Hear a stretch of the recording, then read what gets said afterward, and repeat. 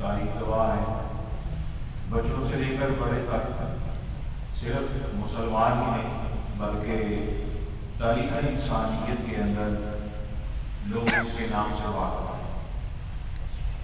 ابراہیم علیہ السلام کے زمانے میں قدرت آپ پر ظلم و ستم بھی کیا، آگ کی چیخا بنا کر آپ کو جلانے کی کوشش بھی کی، اس کی پاداش میں اللہ تعالیٰ نے آپ پر کرم کیا اور اس آگ کی انگاروں کو گلزار بنا دیا گیا۔ ایک مناظرہ ہوا اور کہنے لگا تیرے رب ہونے کی دلیل، آپ نے فرمایا میرا رب زندہ کرتا ہے، موت بھی دیتا ہے۔ اس نے کہا یہ تو میں بھی کر سکتا ہوں۔ دو قیدی بلائے، ایک وہ جو سزا یافتہ تھا، جس کو سزائے موت ہونی تھی، اس کو آزاد کر دیا، اور جس کی ضمانت پہ رہا ہونے والا تھا اس کو اس نے پھانسی دے دی، آرڈر کر دیا۔ کہا کہ دیکھو یہ پھانسی والا تھا، اس کی موت کو میں نے زندگی دے دی، اور جو رہا ہونے والا تھا اس کو میں نے موت دی، تو اس طرح زندگی اور موت میں بھی دے سکتا ہوں۔ ابراہیم علیہ السلام نبی تھے۔ آپ نے فرمایا اچھا تو میرا رب وہ ہے جو مشرق سے سورج چڑھاتا ہے، مغرب میں اس کو ڈبوتا ہے، اگر تو خدا ہے تو مغرب سے نکال کے دکھا اور مشرق میں ڈبو کے دکھا۔ فَبُهِتَ الَّذِي كَفَرَ، اب وہ حیران ہو گیا، لاجواب ہو گیا۔ آپ کو پتہ ہے کہ جب چور پکڑا جائے اور اس کے پاس دلائل موجود نہ ہو تو وہ محاورہ مشہور ہے، ایک چوری ہو سینہ لوٹی۔ چور ہمیشہ جو ہے وہ پھر ظلم پہ اتر آتا ہے، ظالم بنتا ہے وہ شخص۔ یہ واقعہ ہمیں بتاتا ہے۔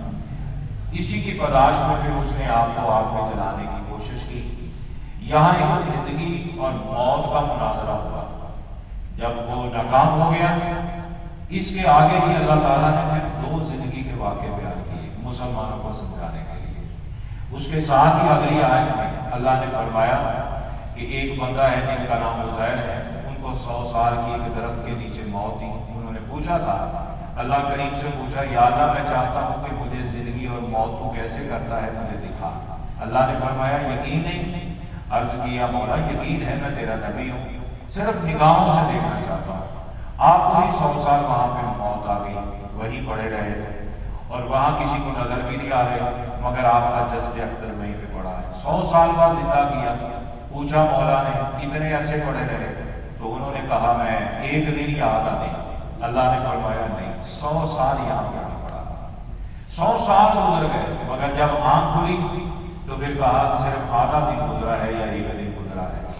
دلیل کے لیے اللہ تعالیٰ نے ان کو سمجھانے کے لیے فرمایا تیرے ساتھ دو چیزیں تھیں، ایک توشہ تھا جو کھانے پینے کا سامان جس کو ٹفن کہتے ہیں، اور دوسرا سواری کے لیے گدھا تھا۔ گدھے کی ہڈیاں بکھری ہوئی ہیں اور جو توشہ ہے جب وہ کھولا تو اسی طرح تر و تازہ کہ جیسے ابھی گھر سے پکا کے لائے۔ نہ ان پہ موت کا اثر گزرا، نہ ان آپ کے ساتھ جو کھانے کی چیز ہے اس پر موت کا اثر گزرا، لیکن جو گدھا ہے اس کی ہڈیاں بکھیر لی۔ دو چیزیں اللہ نے سمجھا دی انسانیت کو کہ دیکھو دونوں ایک ساتھ ہی آئے ہیں۔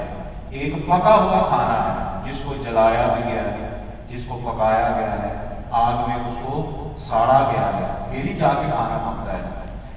ایک پکا پکایا کھانا ہے لیکن 100 سال تک اللہ نے اس کو تازہ رکھا، اور دوسرا ساتھ ایک جانور تھا جو زندہ تھا، مگر اس پر ہوا سے زمانہ ایسے بیت گئے کہ اس کی ہڈیاں بکھری پڑی ہیں، گوشت جانور کھا گئے۔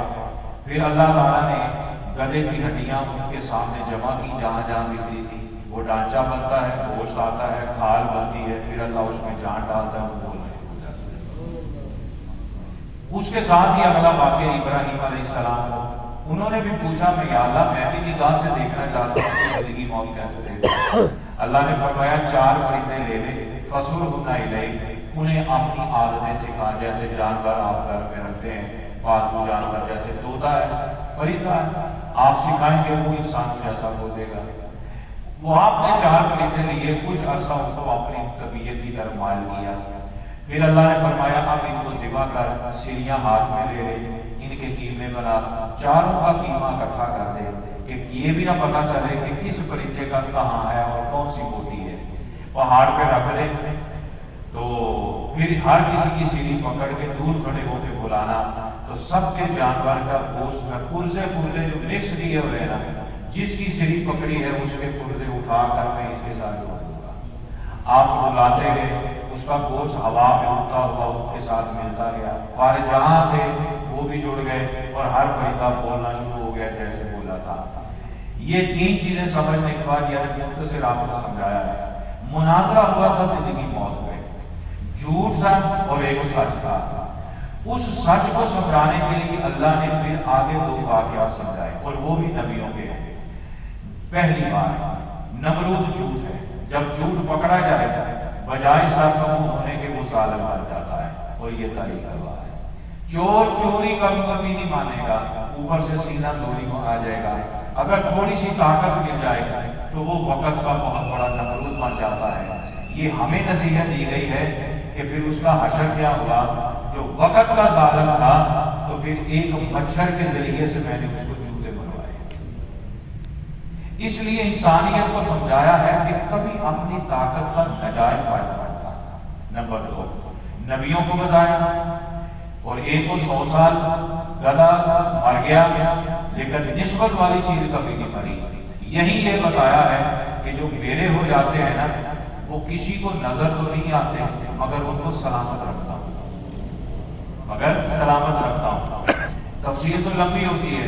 اب آخری مزے کی بات جو ایک میرے اپنا ایک موقف ہے جو علماء کی تفصیل سے سنا ہے۔ ابراہیم علیہ السلام نے 4 پرندے پالے، ان کو اپنی طرف راغب کیا، یعنی سدایا اپنی طرف، اور وہ بھی دنیا کی تلوار سے خنجر سے کٹ گئے، مگر پھر انہی کی بوٹیوں کو اٹھا کے خدا نے زندہ کیا۔